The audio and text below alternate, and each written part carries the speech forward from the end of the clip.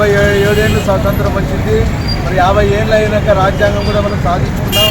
రాజ్యాంగం రచించినటువంటి కీర్తి చేసిన డాక్టర్ బిఆర్ అంబేద్కర్ గారి ఆ యొక్క రాజ్యాంగాన్ని ఎంతో విలువైనదిగా భారతదేశ ప్రజలు 140 కోట్ల మంది ఎంతో ఆరాధిస్తున్నారు. అటువంటి రాజ్యాంగాన్ని పదవిలో ఉండి కేంద్ర ప్రభుత్వంలో కీలక పదవిలో ఉన్నటువంటి హోంమంత్రి అమిత్ షా గారు మరి రాజ్యాంగంలో ఉన్నటువంటి పదవులనే అనుభవిస్తున్నారు. ఈరోజు బీజేపీ ప్రభుత్వం మరి స్వాతంత్ర సమర పోరాట యోధులు కూడా కాదు, స్వాతంత్ర పోరాటాల్లో ఏ ఒక్కరు కూడా పాల్గొలేదు.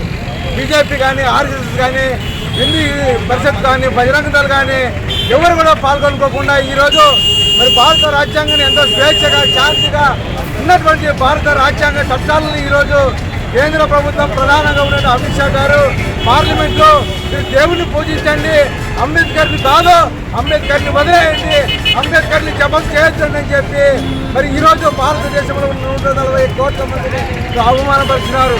అదేవిధంగా భారతదేశం ప్రజలు పార్లమెంట్లో కూడా వ్యతిరేకించారు. నిన్న కూడా దేశవ్యాప్తంగా అన్ని రాష్ట్రాల్లో లౌకిక పార్టీలు వామపక్ష పార్టీలు అమిత్ షా వ్యాఖ్యలను ఖండిస్తూ అనేక ప్రదర్శన చేశారు, ధర్నాలు చేశారు.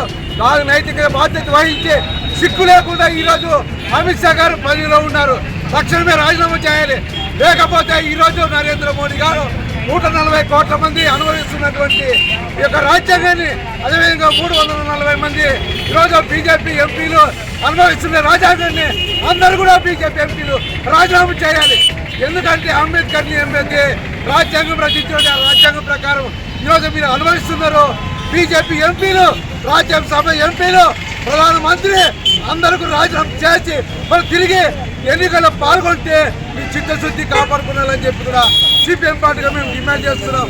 లేకపోతే యావత్తు ప్రపంచంలో ఉన్నటువంటి దేశ ప్రజలను కార్మిక వర్గాన్ని పూర్తి చేసి బీజేపీ విధానాలపైన రాజ్యాంగాన్ని ఎవరైతే వ్యతిరేకంగా మాట్లాడారో అమిత్ షా పైన నరేంద్ర మోడీ గారి పైన రాబోయే